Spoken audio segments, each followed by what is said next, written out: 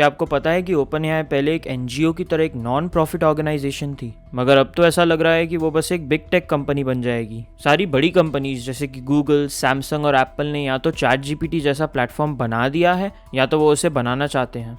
अब ऑफकोर्स ये chat GPT के लॉन्च को देखकर बिल्कुल भी सरप्राइजिंग नहीं है। अभी तक चैट जीपीटी को रिलीज हुए 1 साल भी नहीं हुआ है और वो ऑलरेडी गूगल ड्राइव और सीरी से कई गुना ज़्यादा पॉपुलर है। अब ऑफकोर्स ये नंबर्स देखने में तो बहुत इंप्रेसिव लगते हैं, मगर वो थोड़े से डरावने भी लगते हैं जब हम इस टेक्नोलॉजी के पीछे के सच को जानते हैं। और ऐसा भी नहीं है कि ये डर सिर्फ ओपन एआई में बिग टेक कंपनीज के इन्वॉल्वमेंट की वजह से हो रहा है, मगर ओपन एआई खुद प्रॉफिट और लालच के पीछे भाग रहा है और ना कि रिसर्च और इनोवेशन के पीछे। बाय द वे, अगर आपको पता नहीं है तो इलॉन मस्क इस कंपनी के पहले फाउंडर्स और डोनर्स में से एक थे, मगर इन्हीं रीजंस की वजह से इलॉन मस्क ने इस कंपनी से 5 साल पहले अपना नाता तोड़ दिया।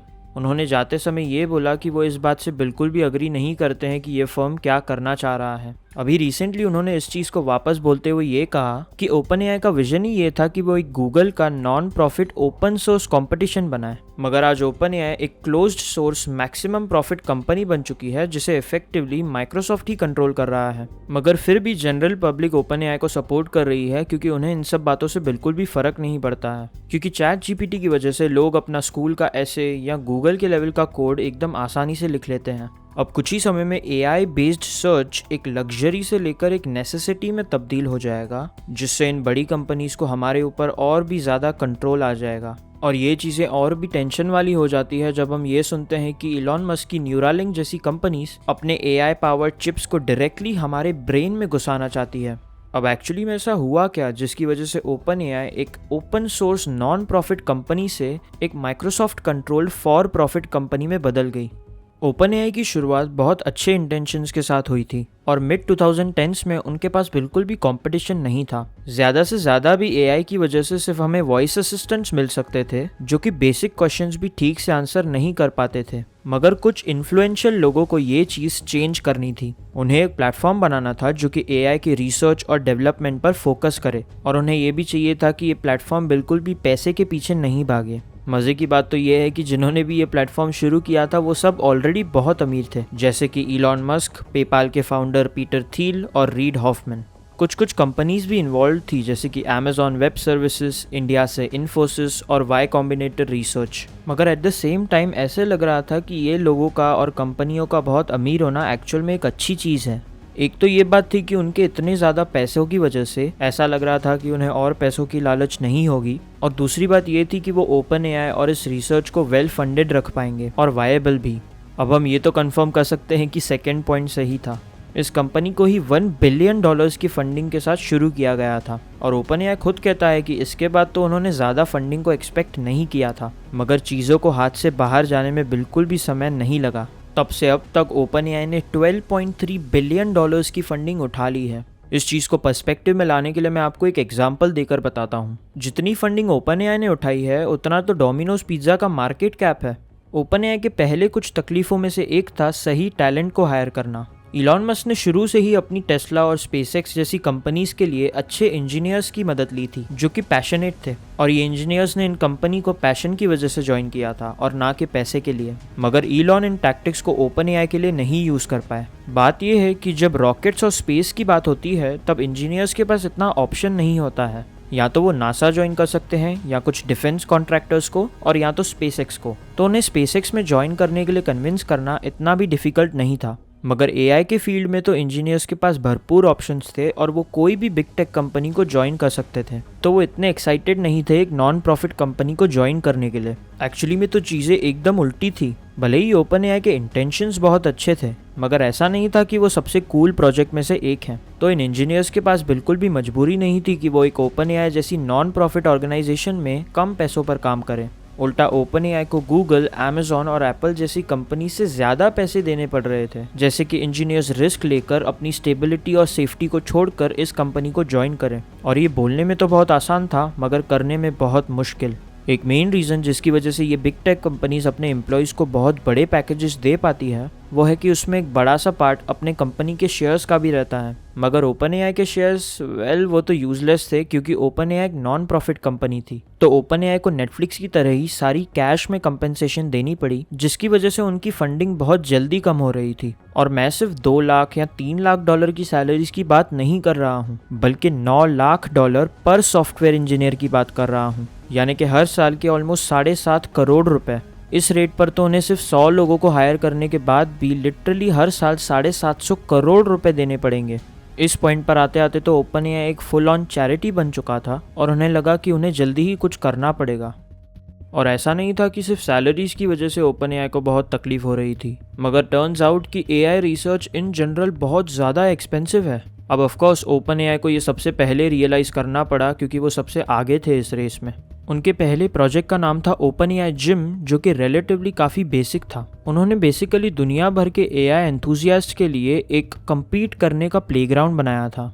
इन एंथुजियास्ट का टास्क था कि उन्हें ऐसे एल्गोरिदम्स डिज़ाइन करने हैं जो कि अटारी गेम्स या बोर्ड गेम्स को हरा पाएँ और दूसरे 2D या 3D सिमुलेशंस को भी हरा पाएँ। और इन सारे एंथुजियास्ट को एक लीडर बोर्ड पर रैंक किया जाएगा डिपेंडिंग अपॉन कि उनके एल्गोरिदम कितने स्ट्रांग हैं। एसेंशियली OpenAI इंजीनियर्स के कॉम्पिटिटिव साइड को यूज़ करते हुए AI की डेवलपमेंट रिसर्च फ्री में कर रहा था।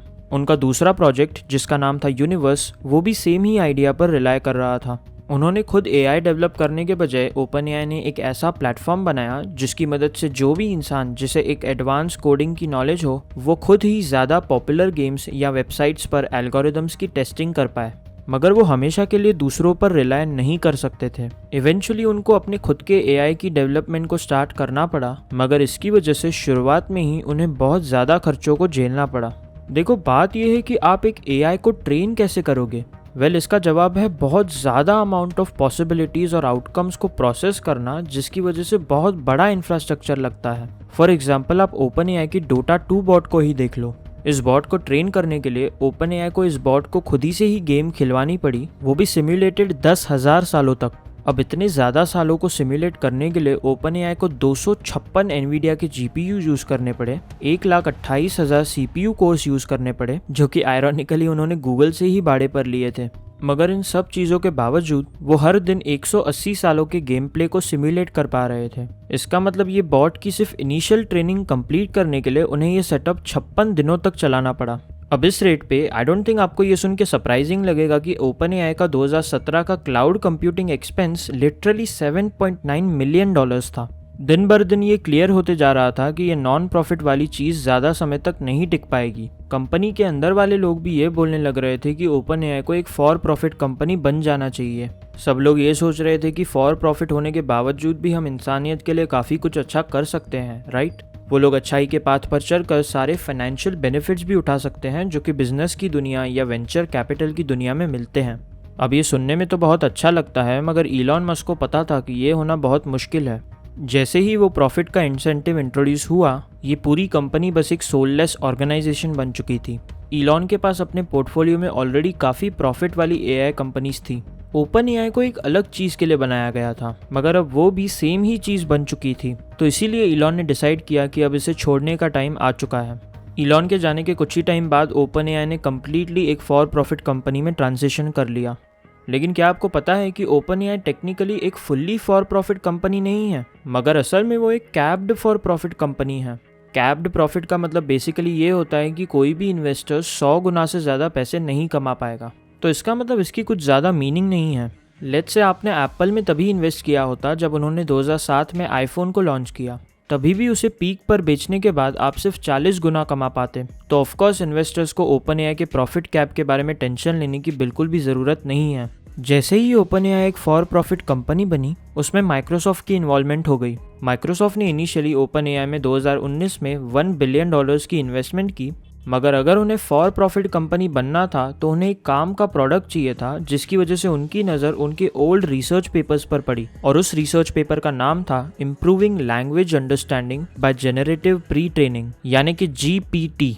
शुरुआत में तो ये काफ़ी छोटा प्रोजेक्ट था जिसमें 7,000 बुक्स के कंटेंट को फीड किया गया था, मगर टाइम के साथ साथ वो अपने सिस्टम्स को इम्प्रूव करते गए और इवेंचुअली उनका सिस्टम 80 लाख वेबसाइट्स और 150 करोड़ पैरामीटर्स पर रिलाय करने लगा।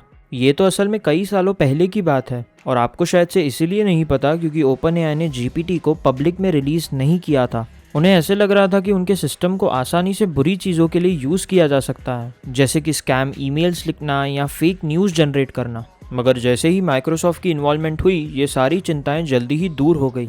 माइक्रोसॉफ्ट के लिए ये गूगल को हराने का बहुत बड़ा तरीका था, तो इसीलिए उन्होंने GPT का एक कमर्शियली वायबल वर्जन बनाने को बोला और OpenAI को इतने रिसोर्सेज दे दिए जिसका तो वो सपना भी नहीं देख सकते थे।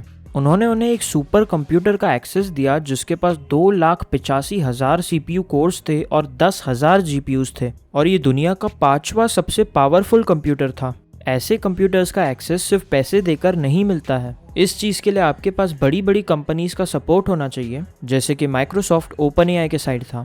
OpenAI ने इस कंप्यूटर का यूज़ करके 45 TB टेक्स्ट डेटा को ट्रांसलेट किया, जिसका मतलब होता है 17,500 करोड़ पैरामीटर्स। इसके बाद OpenAI ने एक चैट बॉक्स को डेवलप किया जो कि इस GPT-3 AI के साथ कम्युनिकेट कर पाए और इसी से शुरुआत होती है चैट GPT की। मगर ये तो GPT-4 के सामने कुछ भी नहीं है। GPT-4 कुछ ही महीने पहले लॉन्च हुआ है और वो 1,70,000 करोड़ पैरामीटर्स पर बेस्ड है। जैसा कि आप देख पा रहे हो कि OpenAI की तो बस शुरुआत ही हो रही है और मैं श्योर हूँ कि इसके थ्रू बिग टेक कंपनीज जितना प्रॉफिट बना सकती है वो उतना बनाएंगी। तो फिर OpenAI फ्यूचर में करने क्या वाला है? वेल, इन दी एंड ये देखना काफ़ी आसान है कि OpenAI ऐसा क्यों बन गया। उन्होंने एक ओपन सोर्स कंपनी बनाने की तो कोशिश ज़रूर की जिसकी वजह से AI की रिसर्च और डेवलपमेंट हो पाए, मगर रियलिटी में दुनिया के सबसे अमीर लोग भी इस प्रोजेक्ट को फंड नहीं कर पाएंगे। ये विजन सिर्फ एक कॉर्पोरेट लेवल के वेल्थ से फंड हो सकता है जो कि होता है hundreds of billions of dollars में। मगर ऐसा बिल्कुल भी मत समझो कि ये कंपनीज फंडिंग इसलिए दे रही है क्योंकि उनका दिल बहुत अच्छा है। उन्हें ऐसा अच्छे से पता है कि अगली बड़ी चीज़ AI और मशीन लर्निंग ही है और सभी को चाहिए कि वो ही इस फील्ड के राजा बने। और ऐसा लग तो रहा है कि अभी हमें इतने सारे कूल प्रोडक्ट्स फ्री में मिल रहे हैं, मगर कुछ ही समय की बात है कि वो इसे मोनेटाइज करने के लिए या तो सिर्फ सिंपल डेटा कलेक्शन करें और या तो हम सबकी ज़िंदगियों पर ये पूरा कंट्रोल ले लें।